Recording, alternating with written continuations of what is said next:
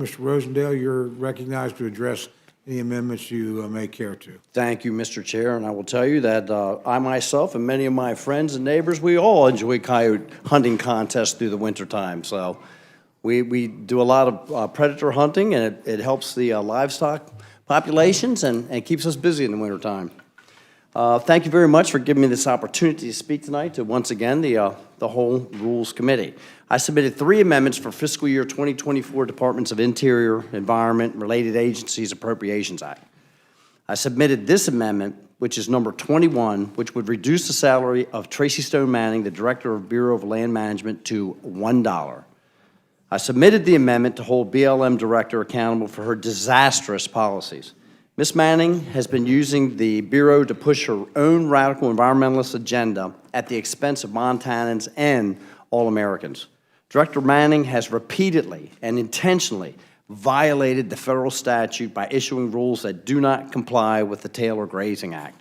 The Taylor Grazing Act lays out best range management practices and clearly states that the purpose of the law is to provide for the orderly use of public land in order to stabilize the livestock industry. Earlier this year, BLM issued a conservation and landscape health rule that clearly violates the spirit and letter of the law by designating multiple-use public land under conservation leases for bison.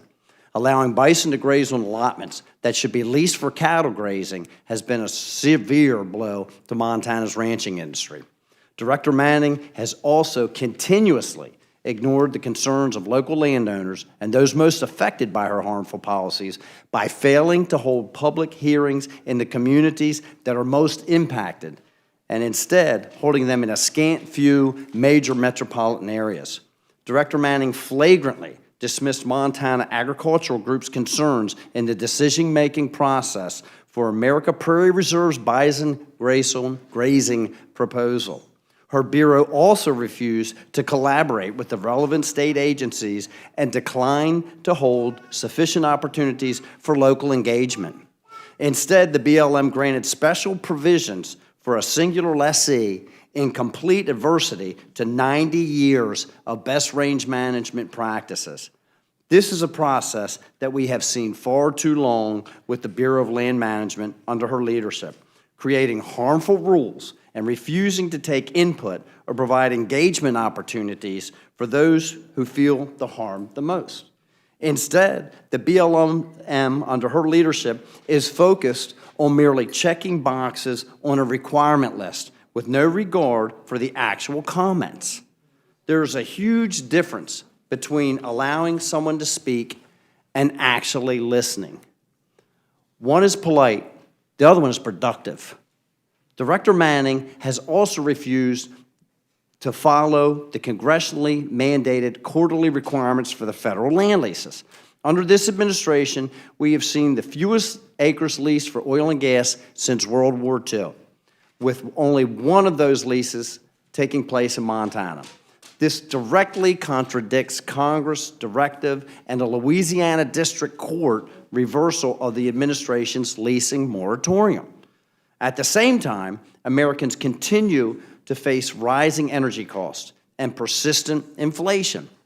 Intentionally stalling onshore gas and oil production is a dereliction of duty and a slap in the face to hardworking Americans, especially to those who rely on these public lands to keep their local economy afloat.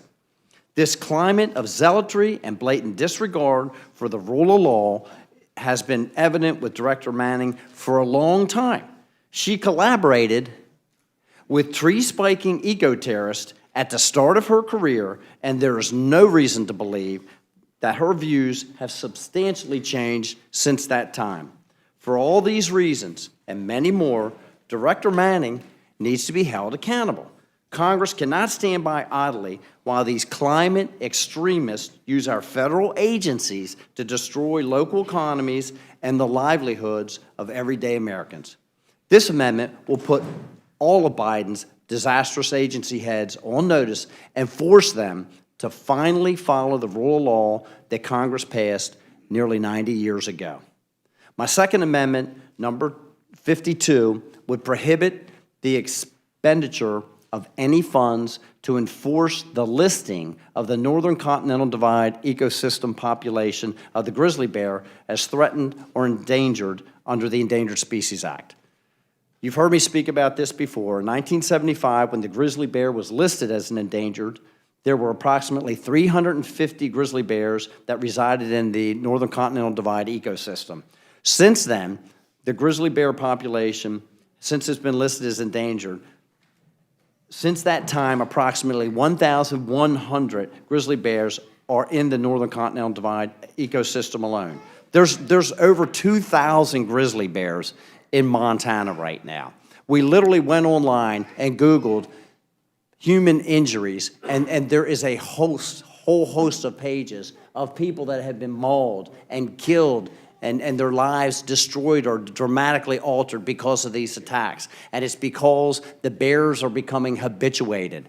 They are becoming so comfortable with coming down into the communities and intermingling with people that when they finally do have these contacts, it's causing severe problems. And the populations are large enough now that we need to allow the state of Montana to manage that population and make sure that none of these funds are being utilized to keep them on the Endangered Species Act. The last two things that I'd like to bring forward are on the THUD appropriations bill. My first amendment, number 63, would reduce THUD appropriations by $4,953,000,000 and some change in order to get the total closer to the fiscal 22 levels, which is what I have been targeting for quite some time now, as I know many of the folks on the Appropriations Committee have been trying to. I've submitted several amendments similar to this one, all with the goal of reducing the total spending of our appropriation bills. I understand that this bill funds more important programs, but I do believe that a modest cut is in order. This year's THUD appropriation bill is nearly $3 billion more than the 2023 level and almost $20 billion more than the fiscal 19 level. In light of this, cutting the bill by under $5 billion seems reasonable and doable. The next amendment, number 64, ensures that none of the funds appropriated in this bill may be used to interfere with the operations of the Essential Air Service. Since the Airline Deregulation Act of 1978, which granted airlines unprecedented freedom in choosing their markets and setting the fares, the EAS has played a vital role in bridging the gap left behind by commercial carriers. It has ensured that even the most remote and underserved regions have access to the air transportation that they need and deserve. Everyone knows that Montana is an extremely rural state. I have 1 million people that are spread out across the entire state with only 6 population centers. And these EAS airports serve a vital role in making sure that people can get to hospitals, to doctors. I use it myself regularly, I will tell you. And there is not a single time that I have taken one of these flights that we don't have people traveling from one of these rural communities, which I personally live in myself in Glendive, Montana, and traveling to a more metropolitan area where they can see a doctor or get to the hospital. I can't stress how important they are. If we are going to continue to depend upon these rural communities to provide the food, not only for our nation, but for the world, whether it's in grains or whether it's in beef, whether it's in lamb, all of these vast landscapes produce a lot of food, but the people that live upon them and work upon them